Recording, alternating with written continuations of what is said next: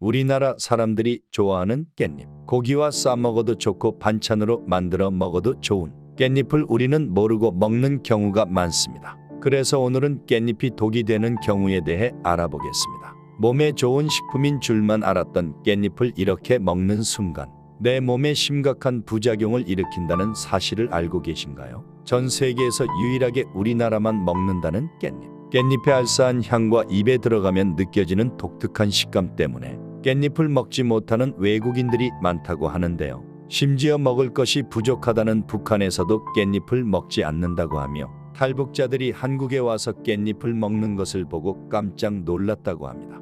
이렇게 다른 나라에서 홀대받는 깻잎에는 사실 암세포만 골라 제거하는 피톨이라는 성분이 함유되어 있어서 천연 항암제라고 불릴 만큼 항암 효과가 뛰어난 식품이라고 하는데요. 또한 뇌세포 대사 기능을 촉진해 학습 능력을 향상하고 기억력 감퇴를 예방하며 스트레스를 줄여주는 로즈마린산이라는 성분과 아미노산의 일종인 가바라는 성분이 항균, 항염증 및 항산화 활성과 함께 치매 예방에도 아주 효과적이라고 합니다. 우리나라의 치매 인구수가 2024년에는 100만 명에 이를 것이라고 하는데요. 날이 갈수록 의학기술이 발달하고 있지만 아직까지 치매를 치료할 만한 뚜렷한 방법이 없다는 게 현실입니다. 치매가 발병하는 원인은 수없이 다양하지만 먹는 음식을 조금만 바꿔줘도 치매를 예방하는 데 큰 도움이 된다고 하는데요. 이때 평소에 깻잎을 꾸준히 섭취하면 뇌세포를 활성화시켜 치매의 원인이 되는 스트레스를 줄이는 것은 물론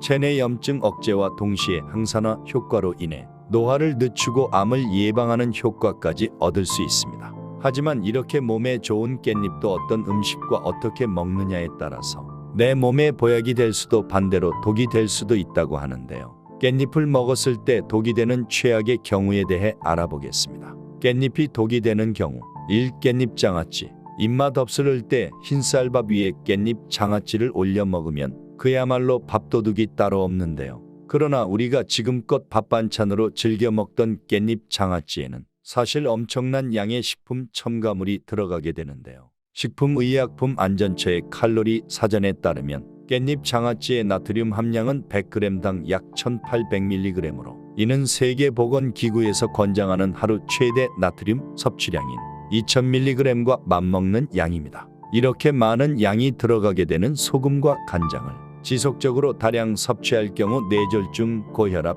위장병, 골다공증 등 다양한 질병을 일으킬 수 있으며 장아찌에 들어가는 설탕 역시도 인슐린 저항성을 높여 우리 몸에 당독소를 만들고 염증 반응을 일으켜 암과 치매 발병률을 높이게 됩니다. 또한 시중에 판매 중인 깻잎 장아찌도 한번 살펴봤는데요. 시중에 판매되고 있는 대부분의 깻잎 장아찌나 깻잎 무침에는 글루탐산 나트륨과 소부산칼륨, 안식향산, 이산화황 등 다양한 물질들이 들어갔는데 이들 대부분은 가공식품의 보존료, 즉 방부제로 사용되는 물질로서 소부산칼륨은 육류의 단백질과 결합하여 발암 물질을 만들어내며 발색제의 일종인 아질산염과 반응하게 되면 중추신경마비, 출혈성 위염, 간에 악영향 등을 끼치는 물질입니다.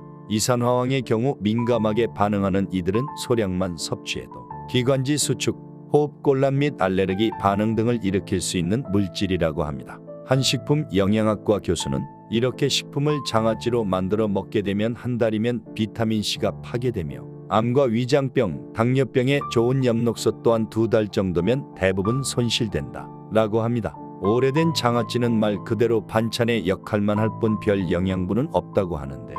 따라서 깻잎 장아찌를 드실 때는 되도록 시중에서 구입하는 것보다는 직접 만들어서 먹는 것이 좋고 만들더라도 소금이나 간장, 설탕의 양을 줄이고 만든 뒤에는 빠른 시일 내에 소비하는 것이 가장 좋은 방법이 되겠습니다. 이 신장이 안 좋으신 분들은 깻잎을 드실 때 각별히 주의하셔야 하는데요. 깻잎에는 칼슘, 마그네슘, 철분, 엽산 등 다양한 영양소가 함유되어 있지만 그 중에서도 특히 칼륨 성분이 의외로 많이 함유된 채소입니다. 깻잎에는 100g당 칼륨 함량이 약 420mg 정도로 이는 신장 질환자 분들이 피해야 하는 음식으로 잘 알려진 참외가 100g당 칼륨이 450mg, 바나나에는 100g당 360mg, 고구마는 100g당 340mg인 것과 비교할 때 깻잎의 칼륨 함량이 결코 적은 양이 아닌 것을 알 수 있습니다.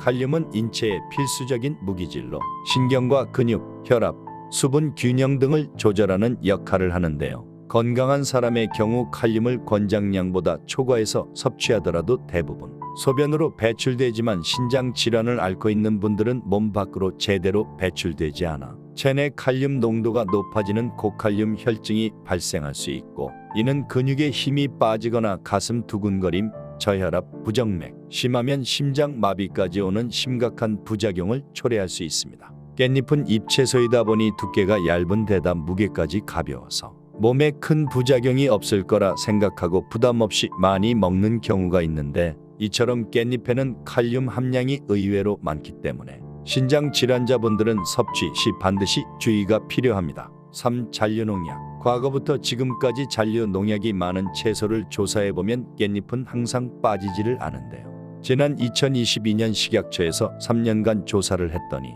상추나 시금치, 깻잎, 배추 등 잔류농약 성분 기준치를 초과한 채소가 470건이나 적발됐으며, 이 중 잔류농약 기준치를 무려 100배 이상 초과한 경우도 10건 이상이 발견되었습니다.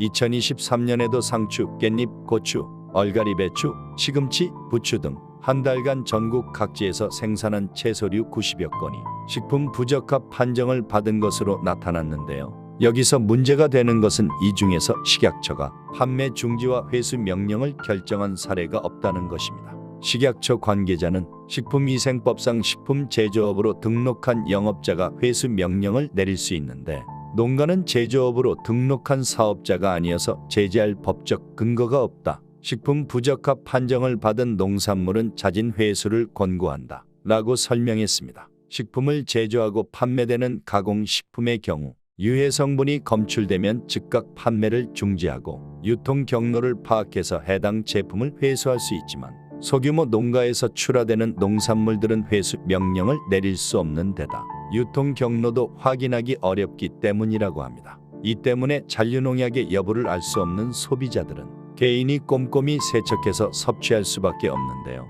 잔류농약은 그 자체로 독성을 띨 수 있고, 몸에 점차 쌓이게 되면 암을 유발하거나 생식력 저하, 내분비계 장애 등 다양한 부작용을 일으킬 수 있기 때문에 반드시 유의해야 합니다. 깻잎은 잎이 넓으면서 잔털과 주름이 많기 때문에 농약이 묻으면 그 사이에 농약이 그대로 남을 수 있으며, 특히 깻잎은 재배 기간이 짧기 때문에 농약이 충분히 분해될 시간이 부족해서 농약이 묻은 그대로 유통될 확률이 높은 채소입니다. 따라서 깻잎을 씻을 때는 세척법이 중요한데요.